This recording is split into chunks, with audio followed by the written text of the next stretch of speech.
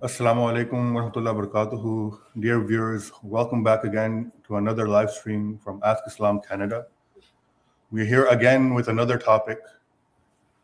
If you're currently watching the news or have read about what's happening around the world, you might be seeing how the world is breaking apart in real life or in real time. And we see how that the economic collapse is happening. There's a rise of nationalism, trade wars are happening, proxy conflicts. And the global world has created this organization, which we know as UN or others like NATO, to help bridge these gaps. But what's happening right now is those are not working either.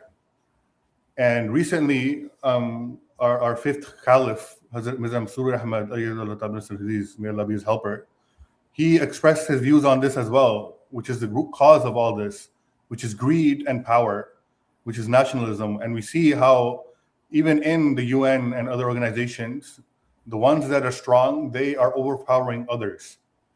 And recently we also saw or heard where Mark Carney had made a comment where he said that there's a need of a new world order. But again, the root cause still stays the same, where greed is the motivation of all of these things. But we are going to look at it in a different perspective from a book that is written by the second caliph, Hazrat Mirza Bashiruddin Mahmud Ahmad. He had written this book called New World Order or the New World Order, which he expresses how all these other organizations and capitalism and socialism and all that, they're all still based off of greed. And the lack of understanding of God and religion and the increase of greed is causing all of these things to have an unbalance. So he proposed a new world order, and he says that when this world order is followed, only then we will see how poverty will go down, and all these conflicts we are having will go away. So today we are going to be discussing on this aspect and how Islam proposes the new world order.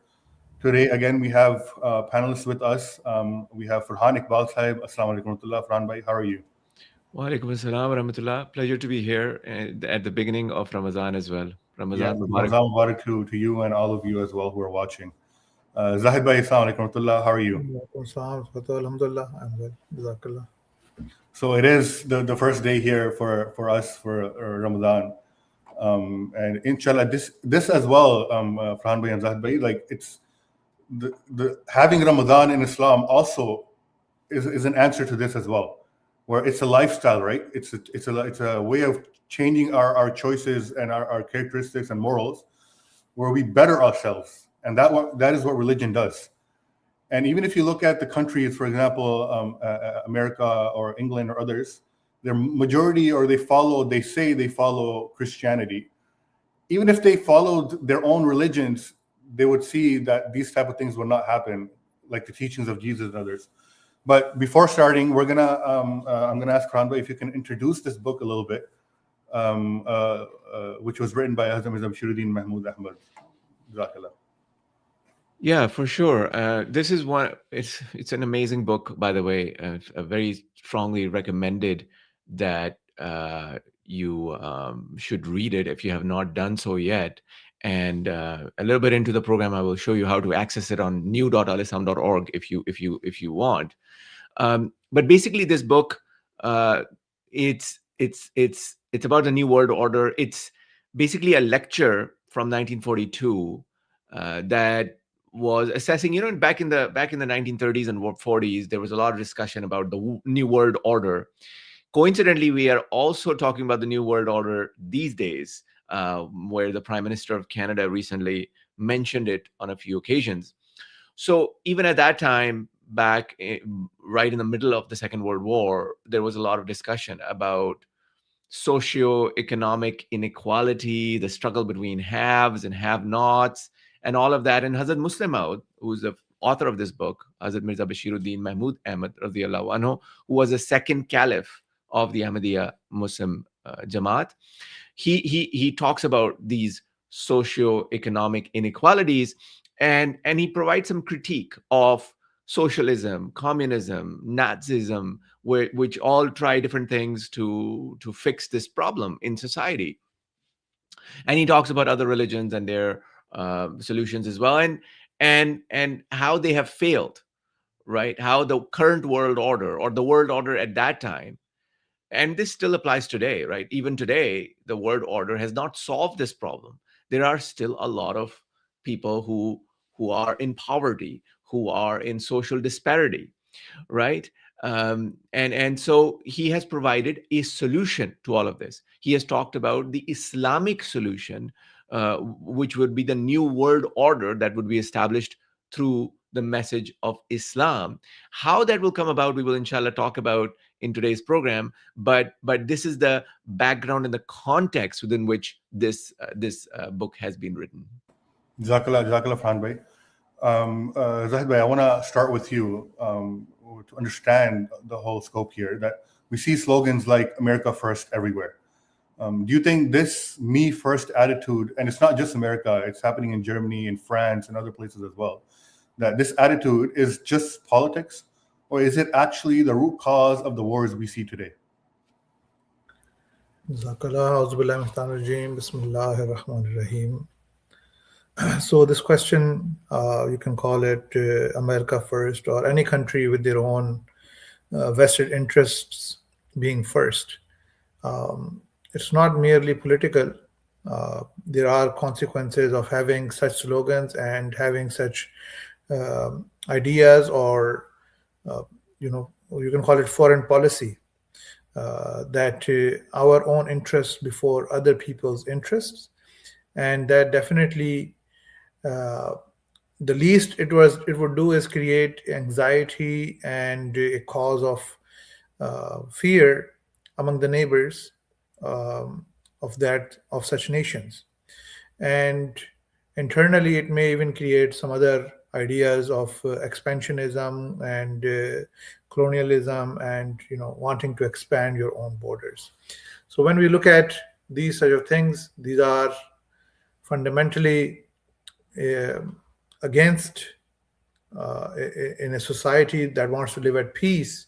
You cannot have this attitude of I'm only concerned about what is my own rights, my own better for myself, and this sort of me first nationalistic attitude promotes the exploitation of the weaker nations.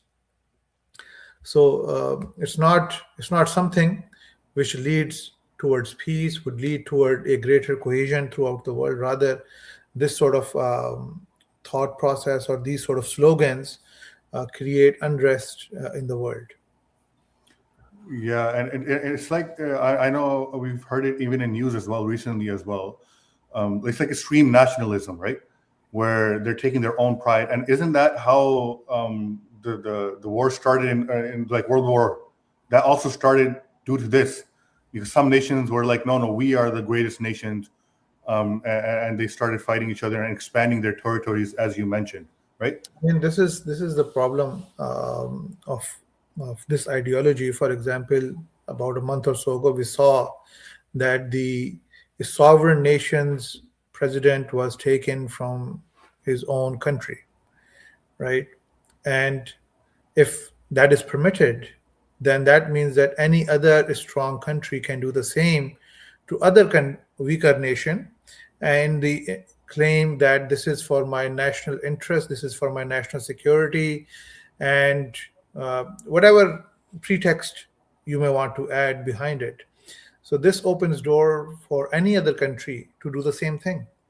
Then you cannot call them to be wrong either. So definitely this has consequences, and the other results that we are seeing from such actions is, again, the use of force. For example, currently we are seeing the suffering of the people in Cuba, where there is a shortage of oil, and the oil has been blockaded because it was Venezuela who was their main person, the country that was providing them with oil. So this is against a common decency. It is against a nation or a planet, in the scheme of the global things, that wants to be at peace with the whole of humanity, this sort of ideology does not promote or does not allow the peace to evolve. Yeah, even just recently, the fifth caliph, he mentioned about this as well, that how they have national law, but national law only applies or doesn't apply to those who have the power. And this is what exactly we saw with that Venezuela example you gave. Franbay, I want to come to you where the book that you had just mentioned also gives a whole guideline and everything on this that argues that nations act just like selfish individuals. They want to keep their luxury even if others starve. Is that accurate to what we are seeing with the trade wars and resource fights right now?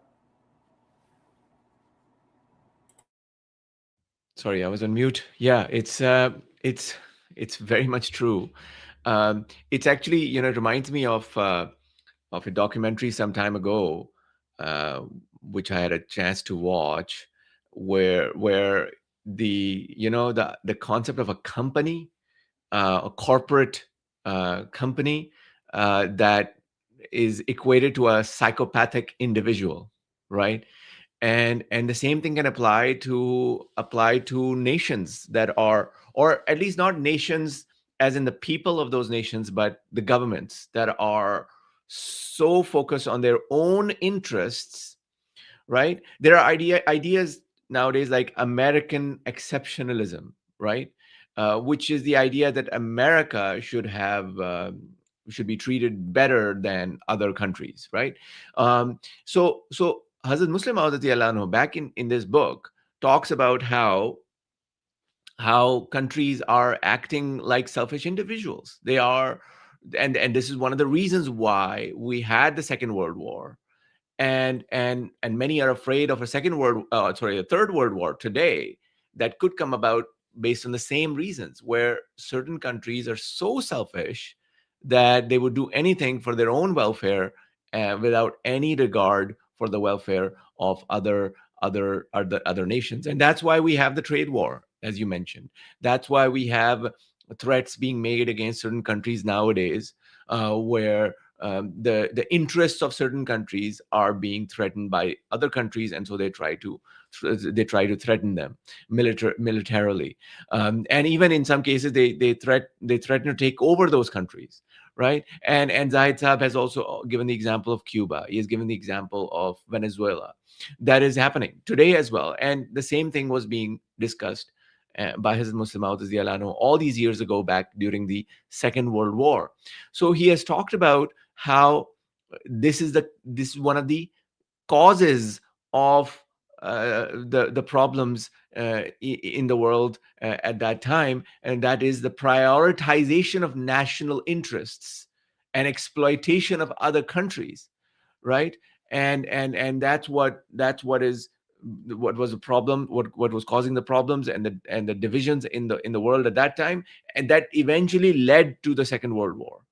And I see so many parallels with what is happening today. And it's not just you, like even news outlets there and other professionals as well. They have commented and they're saying that we're seeing the same thing that is being happening in the history as well. I want to move on, and I'll ask this question to both of you: that we know the current system isn't working. Taxation makes the rich angry, but capitalism leaves the poor behind. Why is it that neither side seems to have a real answer? Anyone can start. I'm not going to pick this. Yeah. So I can start if it's okay with Zahid Saab. So the thing is that the current system, it wasn't working at the time when Hazrat Muslim Maud anhu was writing the book, and it's still not working. We are facing the same problem, where if you tax too much, then the rich people get angry. And if you allow too much capitalism and too much free market trade and all those things, it leaves the poor people behind. The poor people can't get ahead, and the rich people start exploiting them, right? And so the systems that we have, whether it is socialism, although socialism nowadays is a little bit on the decline, and capitalism, which is more widespread nowadays. Both of these systems do not lead to any real solution to this problem of poverty. They would prioritize a specific country's national interests, which we are seeing here in Canada, right, where we are now being told off by an ally that because of their own interests they can't work with us the way they used to in the past. So exploitation of other countries, exploitation of the resources of other countries, all these things are a result of capitalism and socialism. Capitalism more so because the countries are really focused on economic growth, right? And they want economic prosperity, and so they don't care about the interests of other countries. So Islam does have a solution to all of this, and I think we're going to get to that in a moment. Yes. Right. I mean, Fransab has highlighted this point very beautifully, that the taxation and then the challenges that the poor or the other half of the society feels, and the capitalistic system, as the word capital, and we use it to capitalize on other people's weaknesses or shortcomings. That, I believe, what is encouraged in this system, where there is no aspect of compassion, there is no aspect of working together. They do teach ethics when people are going towards like business administration and ethics of business and whatnot, but in practicality, those things do not reflect the reality of the business community these days. Just to shed some light on how the modern day corporations work. For example, there was a documentary, I believe it was done by CBC or some one of those big channels, and they talked about how the food is shipped throughout North America, and especially in US. Previously, you would have like regional distributors who were providing, for example, for a given state, there was one main company that was working. But over time, and those regional were working with local smaller distributors. But over time, all these companies, these regional setups, have disappeared and have been bought by one or two major companies. So currently, there's only three companies that are distributing food throughout North America, and one of them being Cisco. And the point he was saying that the same thing like frozen dumplings or something like that, or wings you are eating in Alaska, they're probably the same you are eating in Ontario. They're coming from the same source because it is Cisco. So they've eliminated the competition. So by eliminating the competition, you can derive the prices, you can control the market, and so on and so forth. So all those things which led to a chance for a person locally trying to better himself, that is eliminated. And this is what creates like shortages or the price drops of certain crops, and farmers not having options of bringing their crops to the market and all those kind of things, because all these things are now in such a way in a system where there aren't any options for the farmers or people to take their goods to the international market. They have to go through these channels, and there they are being, the price is being controlled to favor the biggest corporations or the biggest fish. And this is in essence what is the challenge, where without taxing those big corporations, you cannot generate the profit, and the poor people, they cannot contribute to that sort of tax because they don't have anything to contribute. Dr. And also, if you see, it's not only applied globally. Like look at the example of America, because they embody this getting rich really fast and not caring about anyone else, and the selfishness that even within America it's causing problems, not just for like Canada, countries like Canada or other countries. Like even within them, there are these same problems that they're seeing, and you see a big change in New York as well because of this this ideology that they had of greed.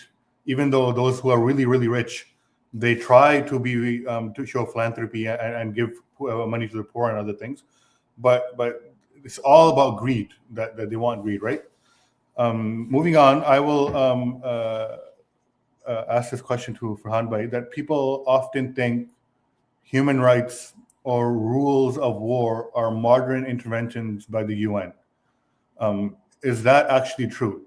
Like, look at the Islamic perspective and the Holy Prophet sallallahu alaihi wasallam, and how he was, or he was in part of this as well, as he was the Prophet as well. He was also the political leader at that time, chosen by the people as well. Farhan, if you can elaborate on this. Yeah, so this is not a modern invention. Yeah. The idea of human rights and sacredness of life. These are teachings that came from God. Even before Islam, right? For instance, the Quran mentions that killing of one person is equal to the killing of whole humankind. But the Quran says that this is a teaching that was given to the Bani Israel, which means that it was given to the Jews as well, right? The prophets that came to the Jews also taught them the same thing. And so the right to life, in this case, for example, is something that was always there, like it came from God.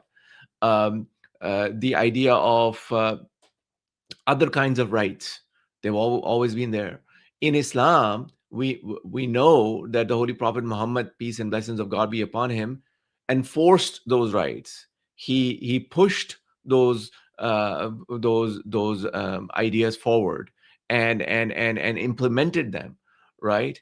And ensured that his followers respect those things. And the second part of your question about rules of war, that's even, like, there's even more evidence of that.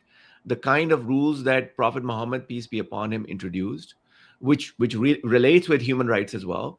For instance, I quickly pulled up this verse of the Quran, and let me see if I can quickly share my screen and show you. Right? So Allah says in the Holy Quran, chapter 76, verse 9, أعوذ بالله من الشيطان الرجيم ويطعمون الطعام على حبه مسكينا ويتيما وأسيرا, and they feed for love of him the poor, the orphan, and the prisoner.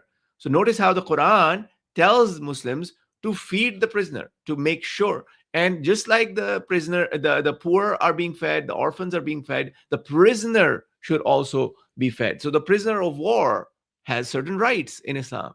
He has certain privileges that are granted to him. Similarly, there are occasions when the Holy Prophet Muhammad, peace be upon him, said, "Do not kill women and children. Do not kill those who are religious leaders of a nation in a war." So there are lots of wars, rules of war that the Holy Prophet Muhammad, peace be upon him, enforced. And in his final farewell sermon, he talked about the sanctity or sacredness of your blood, your property, your honor. So telling us that, and he talks about human rights in that farewell sermon as well. He said that a black person is not superior to a white person, and a white person is not superior to a black person. So these kinds of human rights, and the ideas of human rights and rules of war have been strongly enforced by the teachings of Islam. And this shows, contrasting to the wars we are seeing currently, right? That the Holy Prophet ﷺ, his wars were not to conquer or to do anything like that. They were actually meant for peace, for upholding peace and human rights, right? Right now, the people are championing this, that, oh no, we are doing it for peace.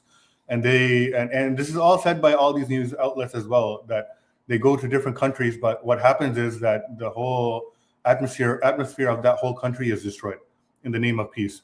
And again, as we are mentioning about this book, that the powerful, they get, or as a Muslim was mentioned in this book as well, that the powerful, they do this stuff and they take all their resources and everything, and they get richer, and the other countries, they get poorer. Before you get to the next question, Yeah. if I can just quickly take the opportunity again, I shouldn't have stopped sharing my screen on the same So I typed in New World Order of Islam on new.alislam.org, and the first book that shows up is this one, The New World Order of Islam. And this is the one that we are talking about. You can go to new.alislam.org, download PDF, go to Apple Books, Google Play, wherever you get your books, and you can read it and search for it and go to specific sections using the browser here at new.alislam.org. Just wanted to throw that out there. Jazakallah. Jazakallah.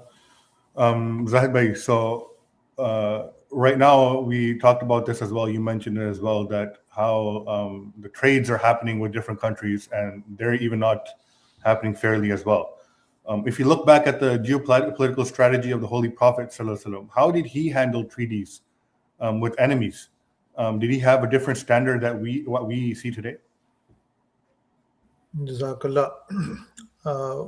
When we look at the history of the Holy Prophet's treaties, the core essence was that the both groups of the people, they would be living peacefully and united in a common cause of self-defense, and not united in aggressive wars or anything like that. I think this was the most common aspect that the Holy Prophet ﷺ emphasized, that the purpose of these treaties is where both of these societies can live together, can decide their matters together, and cooperate with each other in times of war specifically.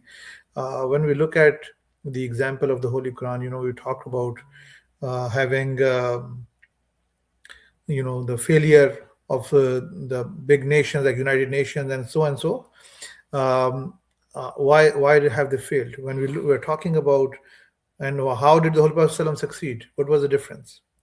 The difference is that the Holy Prophet ﷺ, for example, when the victory of Mecca happened, the precursor was that the Meccans had attacked a tribe which had pledged with the Muslims that they are their allies in times of war, and if one of them is attacked, the other would assist them in that. So even though Mecca was so far away and the Meccans were still a bigger majority and more advanced in their numbers and in their power, the Holy Prophet ﷺ fulfilled his pledge, and he said that we are coming, and made the strategy and plan to come to Makkah to uphold these covenants that he had made. What we are seeing today now, there is no trust in the words that is given. The words are no longer considered to be held liable. Even written contracts are no longer upheld, as we are seeing in the case of the modern day economic treaties, which were signed by the same people. 4 years later, the same people are saying that these pacts that we made are no good. So the Holy Prophet ﷺ, he made those covenants, he fulfilled those covenants. He did not enforce his own ideology or his religion, Islam, onto these people, and allowed them to follow their own ways, their own religious practices. And if they wanted to be judged by their own laws, he opened the door for that as well. So I think these are the main things, that the covenant was for the sake that we both were equally responsible, equally held responsible to uphold them, and so that the both people can live in peace. Not that one can have more or less, or the both together can then invade a third person for no reason. Jazakallah. So we have learned, and everybody already knows, they can see the problems that we're having and the root causes of these issues and the turmoil in the whole world. So the solution. So the book gives a solution, right? The New World Order. Franway, I'm gonna go to you on this. The book says that it's proposing a concept of voluntary common fund, right? We in the Jamaat know it as well, but maybe you can explain it to others as well. How is that different from just paying higher taxes?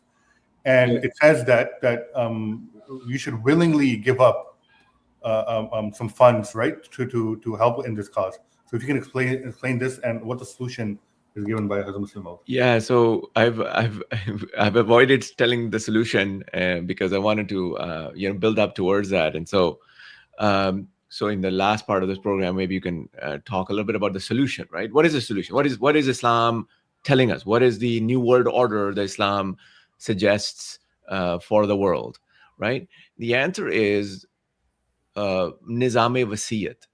What is nizam-e wasiyat? It is the system of making wills to donate your money, right? Um, the word wasiyat, it actually refers to your will, right? But it extends beyond that, right? It extends beyond that to your your income, where you say that on my monthly income, I will give 1/10 of my income towards the cause of humanity, right? You say, and you can do it all the way to up to 1/3. So you're donating into charity anywhere between 1/10 and 1/3 of your income for the cause of God, for the cause of Islam, and for the cause of the welfare of humanity. So somebody could say, well, this solution is how is it different from taxation? Well, it's different from taxation because taxation is something that is compulsory. If I do not pay my taxes to the government, then I would be a criminal. I could be held accountable. People could go to prison if they are not paying their taxes. But as far as donations are concerned, as far as charity is concerned, this system of wasiyat is concerned, we are willingly giving it in the way of God. So Islam says, in fact, it's not just a proposal, it's something that is already being implemented. Islam says that, or more specifically, the Ahmadiyya Muslim community says that we are going to find enough people in the world who are willing to make this commitment willingly. And we will eventually reach a point that so many people have committed to this, at least 1/10 of their income in the way of God. So many people have committed to this that all of our needs will be fulfilled. All the orphans and widows and others who need money will be taken care of through this fund. It will create not just so many people who are willing to give in charity, but also it will increase mutual brotherhood, mutual concern for one another, and the divide between classes will be eliminated, right? And it will be a peaceful effort, individual effort, one by one, right? So I've given a long answer to this, but because this is very exciting to me as far as I'm concerned, the way it's moving forward, and we are already seeing it. Like those of us who are on this panel, we have already seen this in our lifetimes, the growth of this, exponential growth of the number of people who are part of the system. And we hope that by the time we are really old, if God grants us that longer life, we can see the system really expand, right? And start to impact the world in a very meaningful way. And as you mentioned, Franbhai, like we've seen this. If you've ever, like, people who are part of this Jamaat, they are doing this already, right? And although our community is right now not so much in numbers, but the impact that because of this is found all over the world now. We have a big impact on it. So if you want to actually see it, you can come and join or see our community from the inside as well. Come witness how this is actually being worked or is being applied. Zahid Bhai, I'll go to you. That there's the second part of this, the new world order, right? Obviously, the giving of the money is there as well, but the second part is that it's not just about giving money, right? Though the system requires a discipline of simplicity. So what does that mean for the average person's daily life? And we live in a culture of more.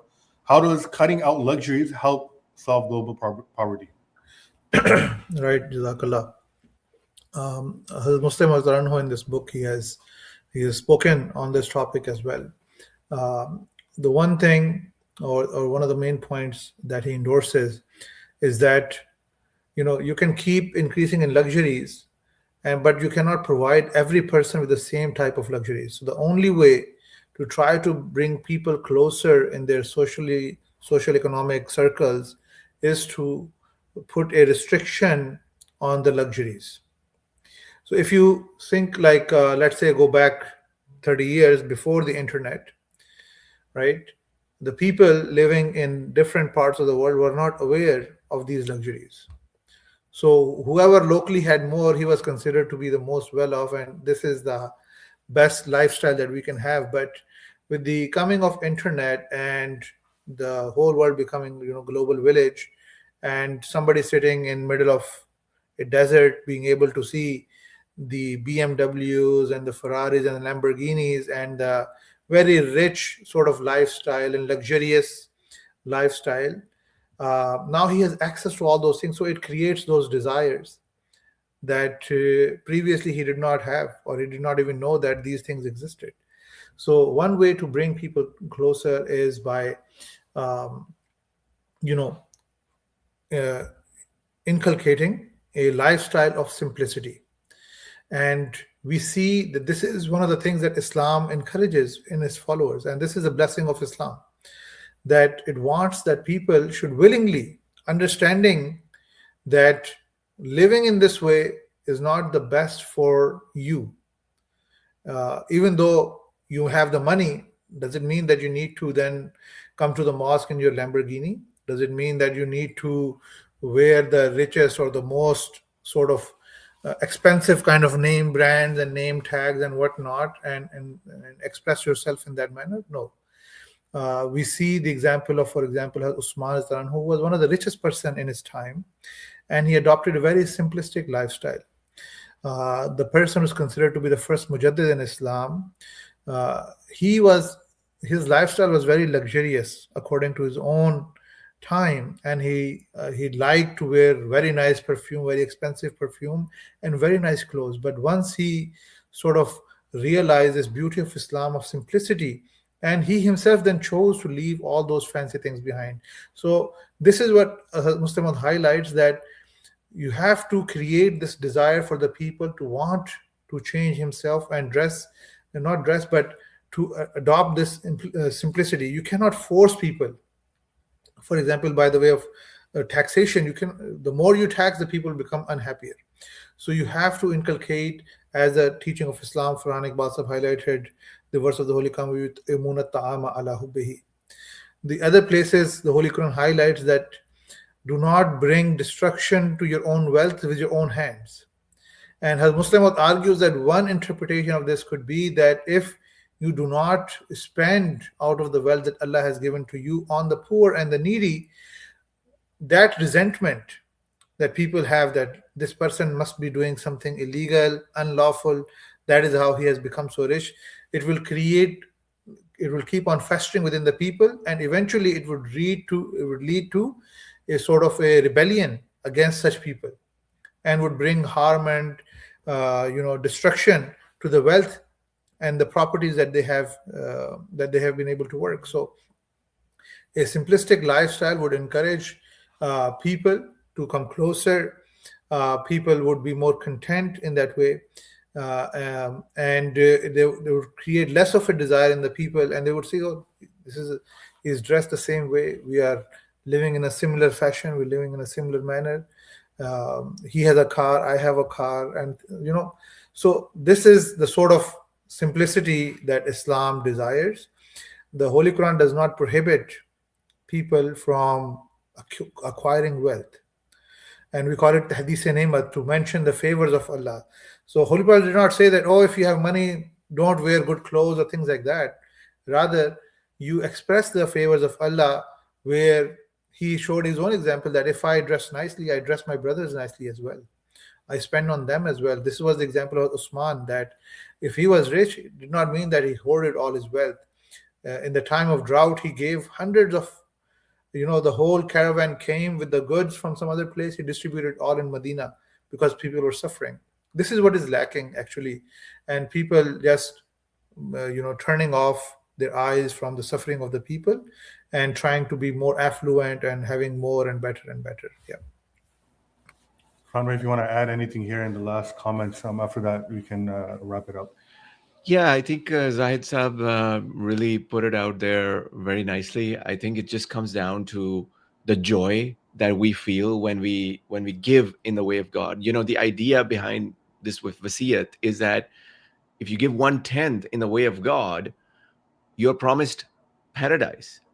And it's not like a trade, but it's like if you are willing to sincerely put in that much, make that much of a sacrifice. And along with that, there are other things that, those of us who do this, we are called musis, right? So we are those who have made this will or commitment. We also try to be better human beings. We try to be kinder to others. We try to be more generous to others. We try to be more helpful to others. We try to be better in our prayers, in our fasting in the month of Ramadan and in other months. We try to be better in generally all aspects of life. So the idea is not just, okay, it's like a tax, you give this much and the world will be better. No, the world will be better because we're not just giving charity, we're also trying to strive to become better human beings, right? And that's the exciting part of this new world order, and we're working towards it, and we hope and pray that God brings that day faster when we can eliminate these class differences, and we can eliminate warfare, and we can eliminate poverty in the world. Jazakallah to both of our panelists. As we have learned throughout the whole live stream, that the whole cause of all this distress and turmoil around the world is just greed and selfishness. And the ideology that Islam presents, or the lifestyle that Islam presents, that is the only answer. And the new world that Hazrat Muslim has presented from the view of Islam, that is the answer in which you can see. Even now, people complain that even if they are rich, they are still not happy. This is what we are explaining. It's not about the getting all that, getting a lot of money or wealth, acquiring that. It's the lifestyle. Even if you have that wealth, it's how you use it, how you show yourself. Are you feeding your brothers the same way? Are you doing the same stuff for other people as well? Do you actually care from the inside? So all of these are the actual, what really the new world is all about. And as Farhan Bhai has mentioned as well, hopefully this comes and people can start realizing what the benefit it can give, and all this poverty and distress that is happening in the world, that would decrease with this, the new world order. With this, we will wrap it up. Before that, also, as you mentioned, Ramadan is here as well. And again, this is part of the whole system, right? And Islam is teaching us this, that the whole month you strive to be exemplary. You do the most charity, the most good deeds, and later on, this enables us that throughout the whole year we become to adopt that lifestyle of Islam. So I hope everybody is benefiting from Ramadan. Please keep watching. If you have any questions, again, please, you are most welcome to join us. You can comment, you can join us in the live stream. We are open to any discussions or any questions you may have. Until next time, Assalamu alaikum wa rahmatullahi wa barakatuh.